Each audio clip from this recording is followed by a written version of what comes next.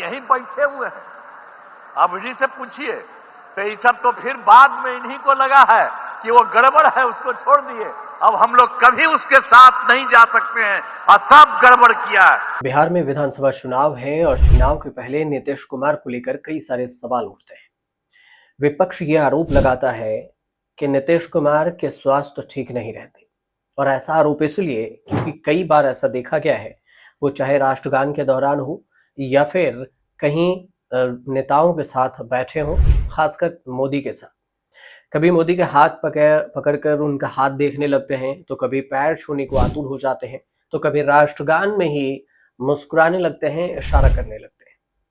इस सब के बीच में जो 24 अप्रैल को देखने को मिला मधुबनी में, बिहार के मधुबनी में, जब प्रधानमंत्री पहुंचे चुनावी भाषण देने के लिए, उससे पहले नीतीश कुमार मंच से संबोधन कर रहे थे और इस दौरान उन्होंने एक बार फिर सफाई दी कि हम अब इधर उधर नहीं जाएंगे।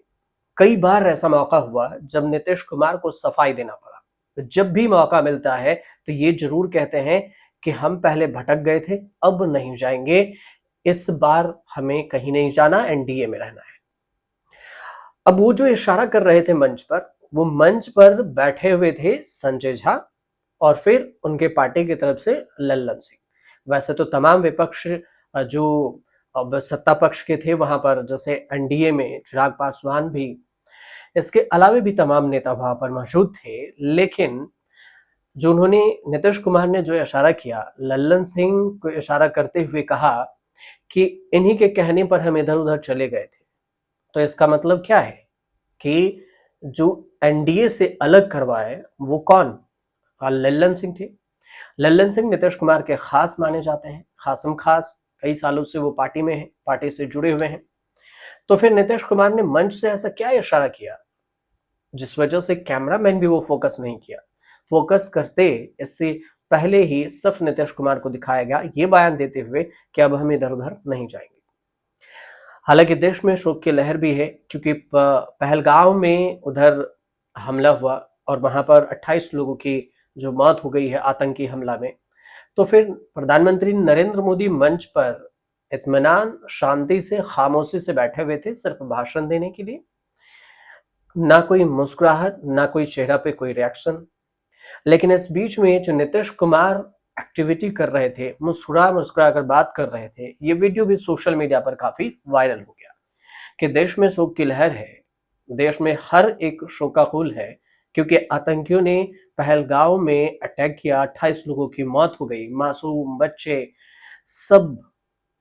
और इधर नीतीश कुमार, एक तो प्रधानमंत्री चुनावी भाषण देने पहुंचे और दूसरी तरफ नीतीश कुमार मंच से हंसते मुस्कुराते और ये कहते आए कि हम इधर उधर नहीं जाने वाले हैं। अब इस वजह से कई सारे सवाल उठने लगे। हालांकि विधानसभा चुनाव नवंबर में है, अभी 6 से 7 महीने का वक्त बाकी है। बिहार में दो गठबंधन है, एक तरफ इंडिया, एक तरफ एनडीए।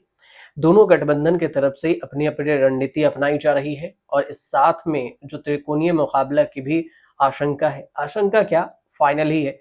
त्रिकोणीय में जो तीसरी है वो है स्वतंत्र पार्टी में देखें तो जनसुराज से प्रशांत किशोर हैं, उधर से हिंद सेना की तरफ से लांडे हैं। अब जो आईएएस, पूर्व आईएएस अधिकारी रहे हैं, आईपीएस अधिकारी, इसके अलावा भी एक दो पार्टियां हैं जो पार्टी आ चुकी है और अब खुद को इस बार लॉन्च कर दी है। अब देखना ये होगा कि बिहार विधानसभा चुनाव में इसका असर कितना पड़ता है। नीतीश कुमार को लेकर जो सवाल उठाए जाते हैं उसका कितना असर होगा। क्या नीतीश कुमार बिहार की रणनीति को इस बार सेट कर पाएंगे? क्या बिहार जिताकर फिर से ही एनडीए के झोली में डाल पाएंगे? हालांकि तीनों जो इसमें मुख्य तौर पर जो है एनडीए में बीजेपी, जेडीयू, ये दोनों मुख्य पार्टी मानी जाती है। बाकी छोटी पार्टियां जो एलजेपी है भी है। तो इन सब के मिलने से भी बिहार में क्या कुछ नया बदलने वाला है, ये आने वाले वक्त में धीरे धीरे पता चलेगा। फिलहाल अपडेट आएगा, हम आपको जरूर बताएंगे।